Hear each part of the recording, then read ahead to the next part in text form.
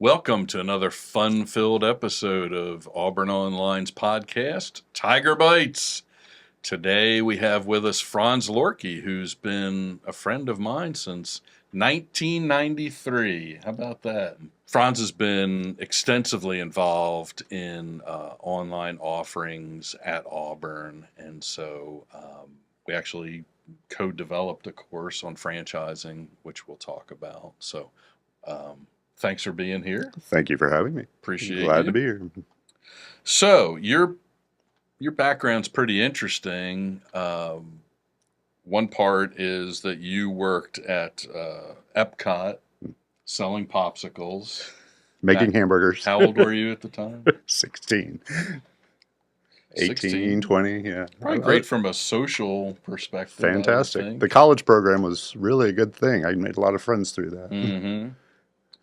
So, some of those odd jobs you had as a youngster, how do they shape your approach to teaching classes and the franchising class, et cetera? Well, one thing about Disney that you don't really think of it from sort of a franchising perspective because, they own everything in the park or most of the restaurants. But one thing they do very well that does carry over into franchising is the standardization.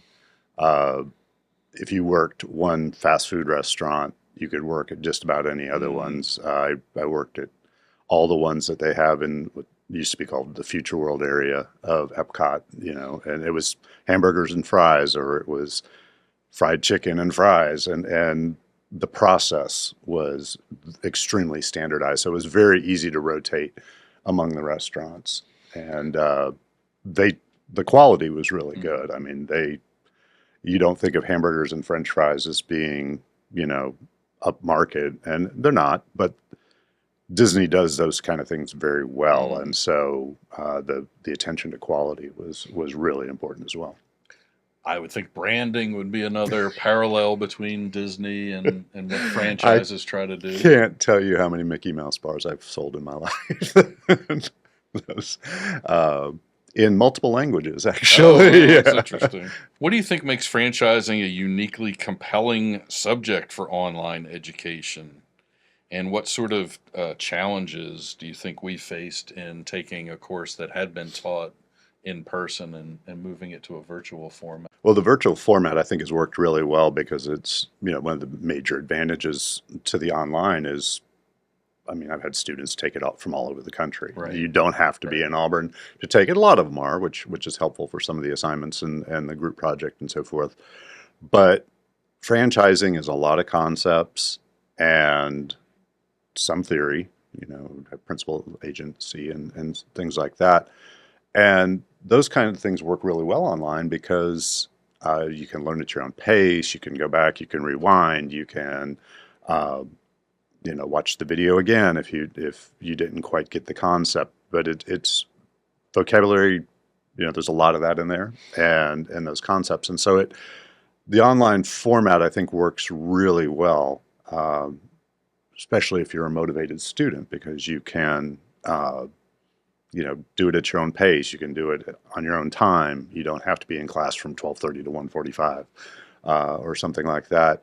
And so you learn when you learn best. And when it's a lot of vocabulary and concepts, online actually works pretty well. To me, one of the best elements is we interviewed a bunch of people. We interviewed franchisors, people who own the brand, and franchisees, people who pay to use the brand. Mm-hmm. And those interviews are preserved. Under the old in-person format, it would be somewhat random who we could round up to come in and visit class and talk to the students. But this way, those interviews are preserved and people can watch them across a period of years. And they are fairly timeless. And you're right. And one of the advantages in the online environment is if you were sick that day, you missed that speaker. Right. Right. And so those videos are phenomenal. I learn new things every time I see them. And so, those things are chronicled and they again, students can rewatch them if they want to. One of the other unique features of that course is that the textbook is a graphic novel, and I meant to bring a copy of it with me today, which I forgot. How do you think students respond to that unconventional? Yeah. So just to give the audience a little bit of context, it's the story about a family-owned hotel. They just have one hotel, and they get approached by a young lady of, somewhat dubious character who wants to become a franchisee. So the story is all about how they go through this process of trying to decide, should we franchise to this woman, Audrey, or should we not? Yeah, the graphic novel still, I marvel at what you guys did with that, because I think you brought that out originally like in the early 90s. No, it was 2011. Oh, was it 20? I mean that's where, I'm sorry. You guys brought that out in the early 2010s. Right. And it was novel at the time, and here we are almost 15 years later, and it's still novel. It's unique in the sense of how it presents the information. The key concepts are interwoven with dialogue. There's character development. You know that this particular character is a little ditzy, and this one's really smart, and this one, has these characteristics. And they have conversations, and it's not forced, like they don't throw principal agency theory just kind of out of the blue. It actually fits in the story, or the FTDs and the legal requirements that you need for a franchise as well all get mixed into the story. And so here we are 15 years later, and of course you updated the statistics and everything, but it's so much better for this, especially for this kind of, the vocabulary and the concepts, and students are familiar with what franchises are, and so they don't need a textbook, and those things, there are some very good textbooks, but there are some that, you just pay attention to the bolded words, and you learn how to do that going through school. And I think the novel kind of brings you into the story. Have I ever told you what storytelling approach we kind of used as the model? I don't think I know that. When I tell you, it's going to make sense. I'm sure. It's basically a Scooby-Doo story. Is it? Because those darn kids. And there's this mystery about who's the real bad guy. I would have gotten away with it if. Exactly, that's exactly right. It's a Scooby-Doo story. I get that. I can totally see that. But at the time, there's some scary parts to it. Yeah, at the time we wrote it, the books that were available in franchising were just not very interesting at all. No, they tend to be rather dry. Yes, and dry is a good word. here's the legal aspects. Here's the accounting aspects. Here's snooze fest. Yes. So no, the character development and the storyline, I think, really, the feedback I've gotten from students. I mean, I got one last semester, said this is the best course I've ever taken because of the videos and the graphic novel. That's fantastic. So awesome. Yep. I'm going to stand a little taller today. So the course has a weekly rhythm of video intros, interactive modules, discussion boards, quizzes. Why do you think it's important to have a variety of modules and have them presented in a consistent manner? The variety, I think, caters to the fact that students have different learning styles. I mean, a lot of them, I think, get a lot out of those videos. Because they can watch, and they're kind of used to that idea of learning through video format. And some like to read, and so the graphic novel works very well for them. And then there are some people who just like to listen. And one of the unique things about that course is we have actor portrayals of the novel if you just want to listen to it instead of read it. So however you learn, I think that works really well. The rhythm is really important, I think, because one of the challenges that you get in an online environment is you don't have a lot of structure. It is much less structured than a traditional class. Again, you're going to be in class for 75 minutes between these times on these days, and that's when you're going to learn. Well, maybe that's not your prime learning time. Maybe you learn best between 8 and 10 in the morning or 8 and 10 at night. And so you can watch the videos, but you kind of know what the rhythm is. You know, there's going to be a quiz on this day. And so it provides some structure, but it gives a lot of flexibility. And so it overcomes one of the disadvantages of online, but it brings in those major advantages of learn when it's best for you. So the final project involves students interviewing a real live franchisee, getting to know a franchisee who's active in the field now. Right. What kind of insights have students typically discovered from these interviews, and how does that experiential component enhance their learning, do you think? I think, first of all, anytime they can interact with a real live entrepreneur, I think it's vast. Yeah, exactly. This is what you've heard these things are like, and here's what they're really like. I think they gain a lot of insight into things that are maybe a little harder to put in even into a graphic novel, certainly a textbook. Like some of them, when they interviewed the entrepreneur last time, learned what motivated them to choose this particular franchise. I remember one specific example where they interviewed the Small Sliders franchisee here in Auburn, and he said, "I wanted a very simple concept. That's what I was looking for." And he found it. Small Sliders is you can have one. You know, how many sliders do you want? It's pretty much the decision. And what combo do you want them? It's kind of like raising canes. You know, there's just not a whole lot to the concept in terms of complexity. But that's what he was looking for. And then some of the other students also found out specifically what else franchisees keyed in on. Like one wanted a very, his most important consideration was how big is the service area. And some other ones were, does this build on my interests? Is this something I'm interested in?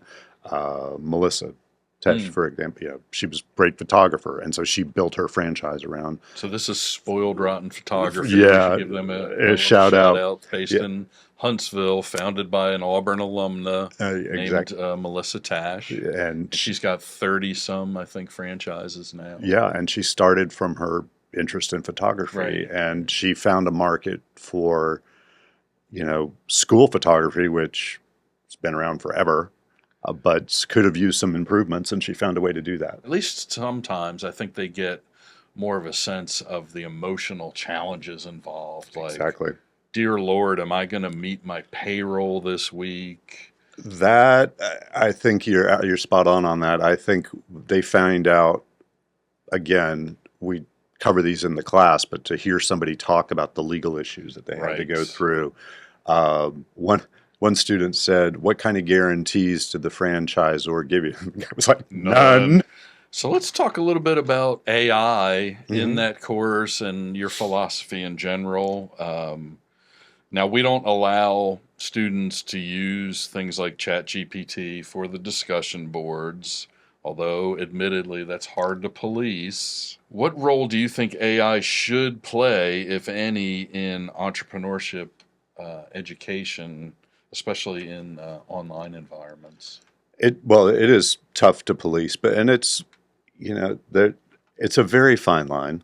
AI is a tool, and sometimes tools become crutches. And